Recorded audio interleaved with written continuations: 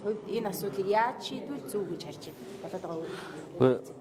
Нүүрсний хулгай гэл нөгөөх нь болохоор ажлын хариуцлага галдлаа үндсэн хууль зөрчлөө гэл баахан л тайлбар явлаа. Тэгэхдээ яаж ч айхтар тайлбарлсан нэг зүйл бол хүмүүст ойлгомжтой байгаа гэж би бодож байна.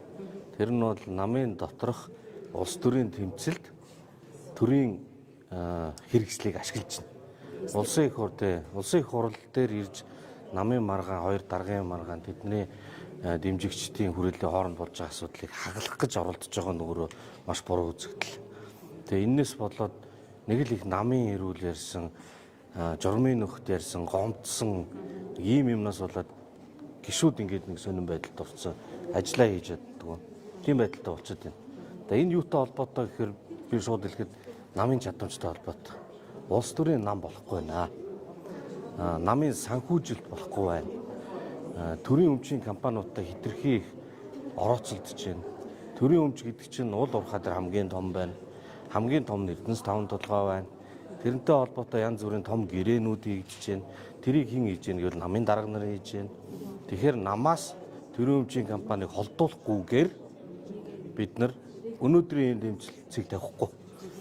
Намаас төрийн өмчийн компаниудыг холдуулах гэхээр зэрэг төрийн өмчийн компанийн үр ашгийг сайжруулах тухай хууль энтергээд нэг элдв юм яриад идэг ямар ч хэрэггүй зүйл. Зүгээр шууд тэрийг нээлттэй болгож хувьцаат компани хэлбэрт оруулах хэрэгтэй байна. Хоёрдугаарт нь нодлон бол улс төрийн намын тухай хайтаа хууль гарсан.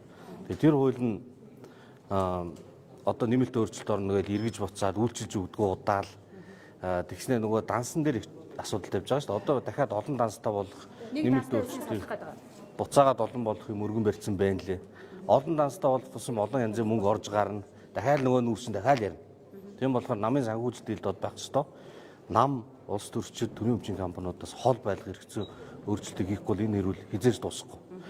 За яг тодорхой юун дээр асуудал ярихад саяны энэ асуудал чинь тэр нөгөө Чайны энержигийн гэрээ хил ам болж гарч ирээл тэгэл тэрнээс дэврээд явчлаа шүү дээ.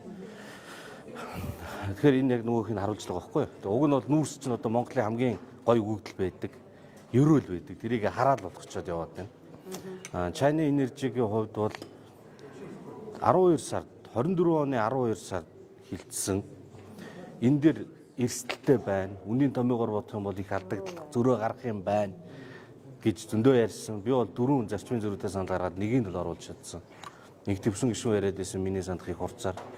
Тэгээд сая нийлэн гишүүд буцааж гаргаж ирээд Баярмаа гишүүн Ганбат гишүүнээр нэг хян шалах төр хороо байгуулах хүсэлт гаргаад явсан. Өчигдөр би харсан чинь оюун эрдэнэ гишүүн бас хян шалах төр хороо байгуулах хүсэлт гаргаад өгсөн байна лээ. Агуулга нь болохоор ухаан удаг дараа нь бусад 5-7 офтек гэрээнүүд гэсэн. Тэгээ офтек гэдэг ангилалд нь Чайны энержи орох юмгүй бүү мэд. Офтек чинь нөгөө юм бариад өгч нүүрсээр төлөй гэдэг гэр байхгүй. Чайны энержи болохоор тийм биш. Тэгэхээр байхгүй мэн гэж би бол бодож байгаа. Баярмаа Ганбат гишүүдийн гаргасан бичиг нь болохоор зэрэг Чайны энержи дээр хэн шалах төр ороо. Тэгэхээр миний хувьд бол хоёулаа ажиллах нь зөв. Тэгсэн чинь улсын хурлын тухай хууль хоёроос ихгүй байна. Нэг чуулганы үеэр гисэн юм заасан байна гэлээ. Тэгэхээр дэрийг нь бид нэр эргүүлж хараад нэгдүгээр Монгол улсын үндсэн хуульд ард түмний илч болсон гишүүд хян шалах төр хороо байгуулах эрхтэй гэж заасан байгаа. Эрхтэй бөгөөд үүрэгтэй. Нийгэмд ямар нэг асуудал гарахад бид нар ажиллаа хийгээд хян шалгаж явах хэрэгтэй. Тэгсэн чинь улсын хурлын тухай хууль дээр болохоор нэг чуулганы үеэр хоёроос ихгүй бай.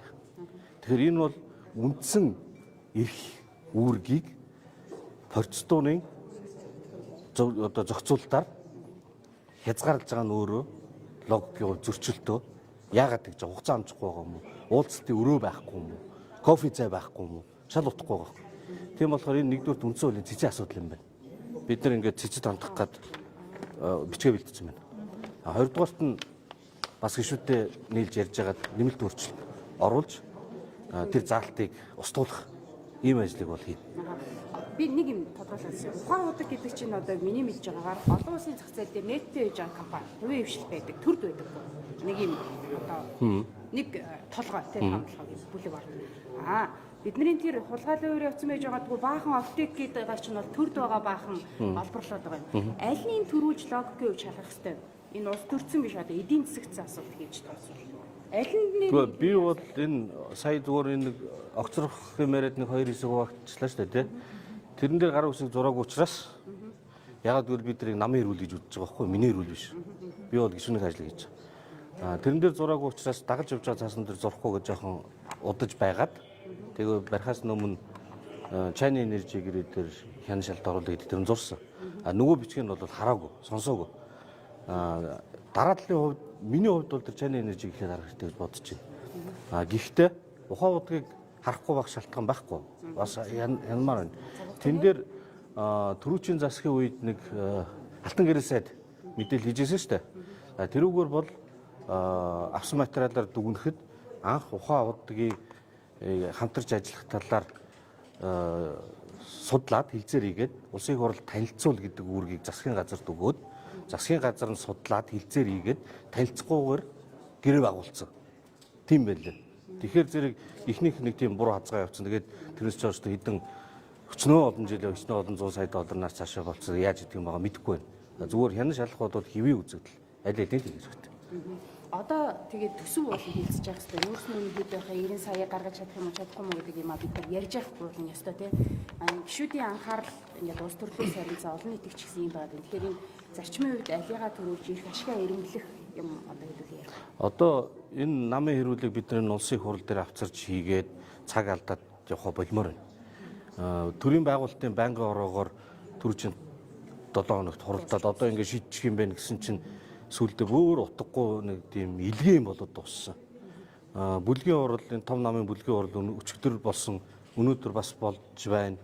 Тэгээд хүчинтэй ч юм уу хүчингүү ч юм уу бас нэг юм болцсон байна. Тэгэхээр 100 жилийн түүхтэн нам гэдэг шүү дээ. Асуудлаа нам дээрээ шийдчихээ. Төрийн ажлыг хиймээр байна. Тэр жагсаал цуглаан цалин төсөвгээд юмаа хийхгүй бол яах гэж энэ олон гишүүдийн гар үсэг цуглуулсан юм. Хүмүүс огцруулах гэж цуглуулсан шүү дээ. Хоёр талд нь битүү гар үсэг цуглуулчаа. Тэгээд огцруулах гэдэг юм бол огцруул л та. Авж үлдэх юм бол аваад үл шийдэх хэрэгтэй байна. Шийдээд тэгээд дараагийнхаа алхам хийхгүй ингээд нэг тийм сонин би одоо энэ төрийг ингэж нурааж байгаа сонин үзэгдэл гараад байна гэж бодоод байна. Яг одоохондоо бол сайн анзаарахдаггүй. Дараа нь хаанаас ямар зорилгоор юу явсан цаг хугацааны аясаар бол гарч ирэх бах. Ямар ч байсан маш хариуцлагагүй үзэгдэл. Тэгээд цуглаад ажиллаа хийвэл хий. Үнэхээр хийж чадахгүй бол тэгээд тарцгаа нэт. Ямар амттай ажил хэрэгтэй шүү дээ. Энэ бага оптик гэрээний алдагдлыг харах юм бол эмч багш нарын цалин хүсээд байгаа хэмжээгээр тавьчих боломжтой гэж зарим улс төрчид бол улс төржүүлж байна. Та энэ нэг үнэхээр боломжтой гэж харж байна уу? Уул нь зөв тооцооллоо, зөв гэрээлээд ил тод явсан бол эмч багш нарын цалин хүсээд байгаа шиг 3.5 сая боломжтой бид нар мөнгөтэй болсон. Хизээч улс төрчдийн гар төрийн өмчийн компани оруулчаад эдгээр маань ингээд үнэн сэтгэлээс их мөнгө олж байгаад биднэрт шударгаар хуваарлж өгөх юм шүү гэдэг үг нь битгий идэг. Энэ компани тэн чинь хүн байгаа. Энд нэг том дарга амар гой сэтгэлтэй байж болно. Тэрний доор нь ажиллаж байгаа ч юм уу бусад нөхдүүд нь хулгайч байж болно. Тэр олон хүн дотор хин наан юу ихийг бид нар хялж чадахгүй. Тийм учраас засаглалын хувьд төрийн өмчийн компанийг нээлттэй хувьцаат компани болгох. Монголчууд иргэд өөрсдөө хувьцаа эзэмш. Тэр чинь миний юм, бидний юм. Тэрнээс биш нэг дарга тэнд 1.8 хийчээ талын найздаа өгваа, талын би авваа. Тэгээд үлдснийг ингээд нэг хишиг юу горддог, юу гэдүүлээ гордооч илүү нүгээр нэрлэлцэн нэг юм хаяа цагаан сарын өмнө дээр тараагаад байх нь бол угаасаа буруу байхгүй юу. Тийм болохоор ёстой зөв дарга нар маань байсан бол нүүрсний хулгай баг гараад их мөнгө бид нар авах байсан гэдэг ч худлаа. Тэр нь битээ идэг. За